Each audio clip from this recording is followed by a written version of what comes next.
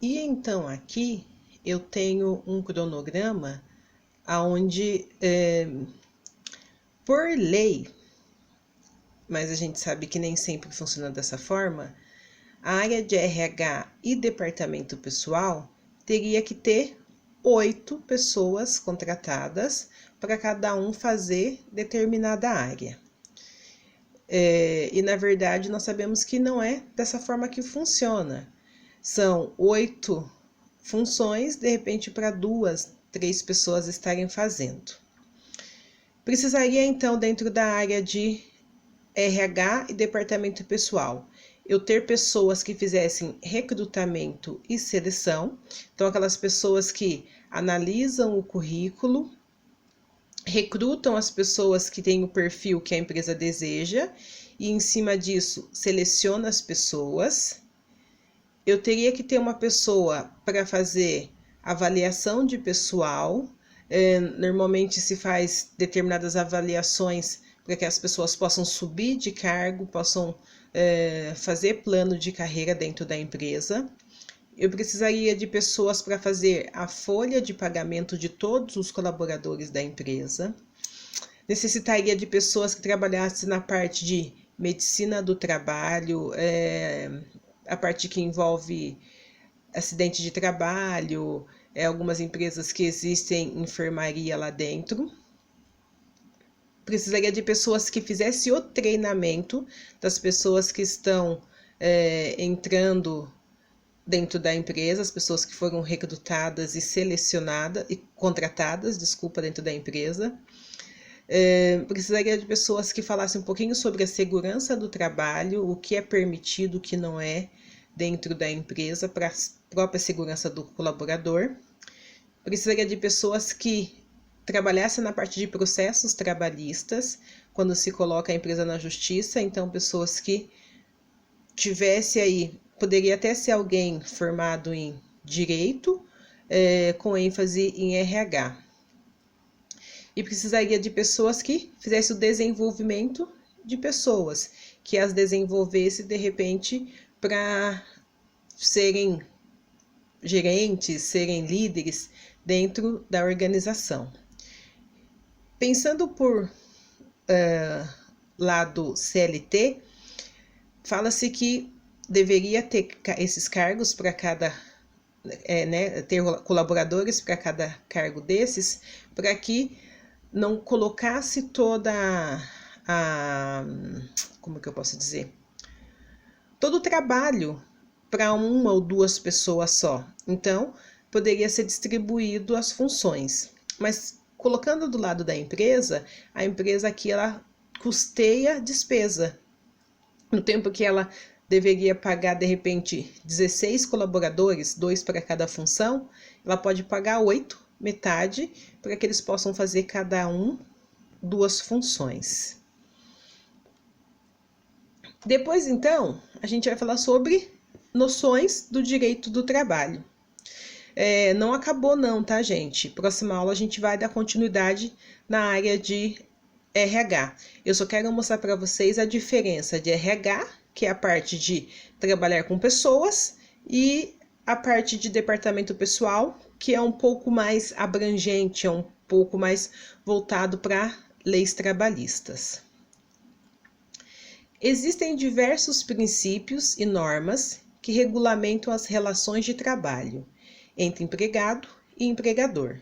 Este conjunto de princípios e normas é conhecido como direito do trabalho.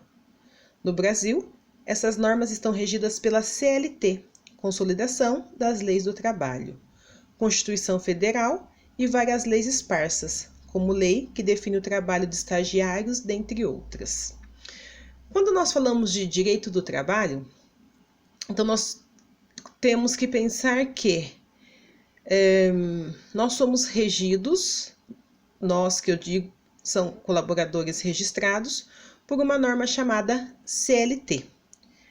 Dentro da nossa sala de aula tem um livro onde tem todas as leis trabalhistas. Mas ela não é só feita para nós empregados, ela também fala dos empregadores. Então, ela vai mostrar quais são os nossos direitos, mas também vai demonstrar quais são os nossos deveres. E assim também do lado do empregador, vai mostrar qual é o dever do empregador para com os empregados, mas também qual é o direito que ele tem em cima dos empregados.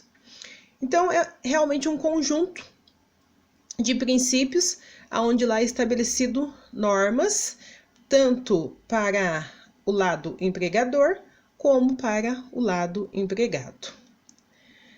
Existe também constituições federais, chamada de CF como sigla, e leis esparsas, né, que são leis que definem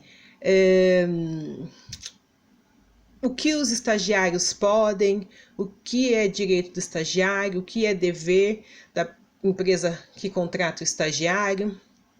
Existem leis para autônomos na Constituição, existem leis para funcionários públicos, não entra no nosso caso da CLT, mas existem outros tipos de leis regidas para outros tipos de funções também dentro do âmbito do direito do trabalho. A finalidade do direito não é igual à do direito comum, já que seu objetivo maior é a promoção de melhoria das condições sociais do trabalhador. Então, qual que é a finalidade do direito? É fazer com que o trabalhador tenha melhoria no seu trabalho, como por exemplo, ele cortou o dedo. Qual que é a lei que rege que ele seja afastado por auxílio acidente de trabalho? E a mãe, uma funcionária ficou grávida. Qual é a melhoria que a lei rege, falando que ela tem direito à licença maternidade?